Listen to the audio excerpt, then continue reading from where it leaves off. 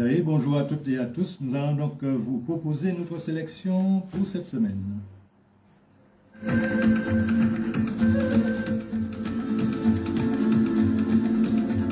Nous avons relevé pour vous la nouvelle mobilisation des agents du CERMAC.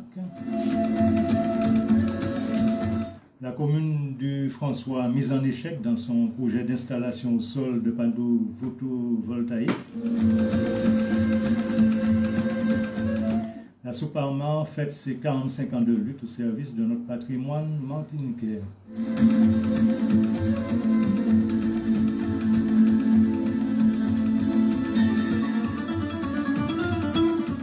Nouvelle mobilisation des agents du CERMAC. Le 28 avril dernier, les agents du CERMAC affiliés à la CGT-MSOM-FSM s'étaient mis en droit de retrait et avaient bloqué les accès du centre Camille d'Arcière et du parc culturel Aimé Césaire à Fort-de-France. Ceci afin de protester contre les risques psychosociaux qu'ils encourent. Fin mai, les partis avaient convenu de la mise en place d'une expertise sur les conditions de travail et d'une commission de suivi pour résoudre le conflit. Une reprise progressive s'était alors programmée. L'accord prévoyait qu'en attendant donc la réalisation de l'expertise, la direction serait mise à l'écart. Ce serait donc le retour de celle-ci qui a généré la nouvelle mobilisation du mardi 17 juin 2025. Les agents affiliés à la CGT-MSOM-FSM se sont de nouveau mis en droit de retrait. La municipalité de Fort-de-France explique que la direction est maintenue dans ses missions, mais qu'elle ne sera pas en contact avec les agents pendant la durée de l'enquête.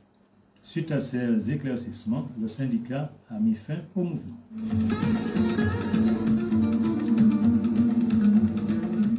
La commune du François mise en échec dans son projet d'installation au sol de panneaux photovoltaïques. Par délibération du 17 mars 2022, le conseil municipal du François a approuvé la modification simplifiée du PLU de la commune, le plan local d'urbanisme. Cette modification devait permettre l'installation au sol de panneaux photovoltaïques à la pointe couchée sur plus de 3 hectares de terre initialement classés en zone naturelle. La Souparma avait formé un recours gracieux à l'encontre de cette décision le 25 mai 2022. Ce recours a été rejeté par le maire du François le 28 juillet 2022. La Souparma s'est donc vue contrainte d'attaquer ses décisions devant le tribunal administratif. En date du 28 septembre 2023, le tribunal administratif a annulé par la délibération du 17 mars 2022 ainsi que donc la décision de rejet de son recours gracieux. La commune a donc interjeté appel de la décision près de la cour administrative d'appel de Bordeaux. L'affaire est venue à l'audience et un arrêt, l'arrêt de la cour d'appel a été rendu le 12 juin 2025. La cour a rejeté la requête de la commune du François qui s'est vue condamnée au départ.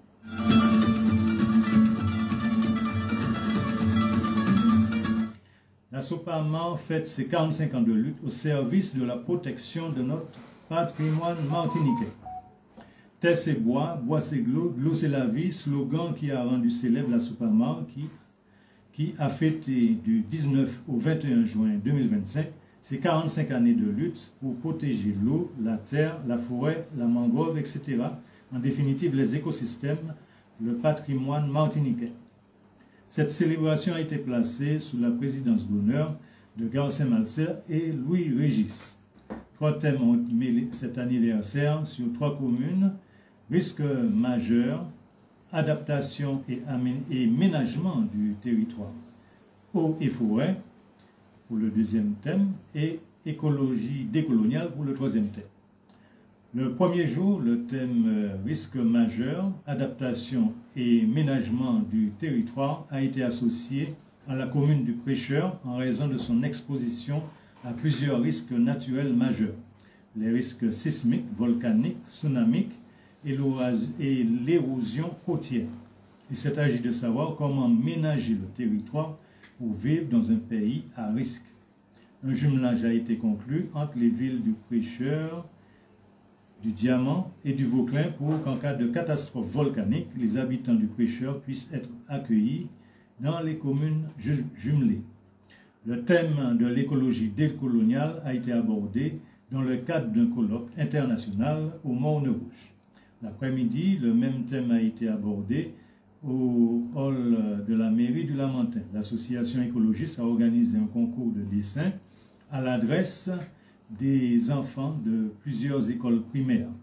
Tous les dessins ont été primés et exposés afin que le public puisse apprécier le magnifique travail des scolaires.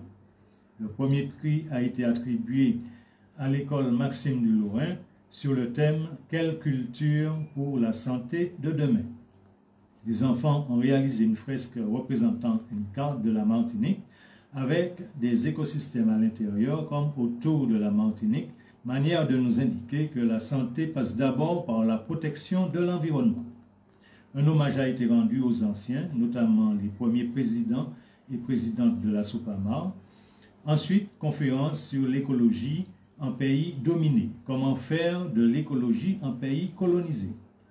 Le troisième jour, le samedi 21 juin, la SOPAMAR s'est transportée à Saint-Joseph, à Cœur-Bouliki, pour recevoir ses invités. Était au menu la visite guidée de la forêt pour toucher du doigt les problèmes écologiques posés par les installations en cours de forage et d'usines de traitement de l'eau. Ensuite, Myriam Malsa, Marie-Jeanne Toulon et Roger Lanois, président du comité citoyen du Sud, ont animé des discussions sur la problématique de la qualité, de la quantité et du prix de l'eau. Pour la SOPAMAR, le développement économique ne doit pas être imposé à la population, mais décidé en concertation avec elle.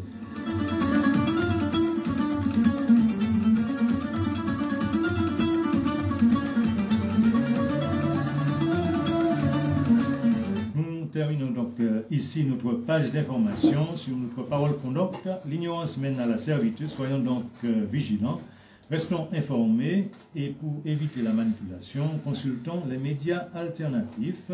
Nous vous proposons un média alternatif que est le journal en ligne des comités populaires, le journal Gikambout, que vous pouvez télécharger à partir de la web TV à l'adresse suivante www.gikambout.tv.com.